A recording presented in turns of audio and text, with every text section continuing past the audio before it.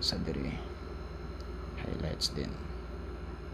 Suppose may mga shadow na lang sa damit, goods na sa polo na may nga ripat sa face, sa hair kamay na lang nga ritats sa iya nga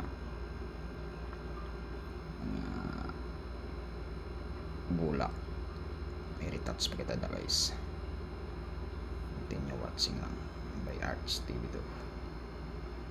Let's go guys. Thank you for watching for today's video by Arts TV2.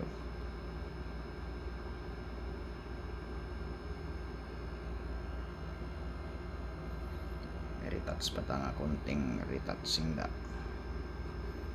para all goods na tayo guys sa aton portrait chalk pastel.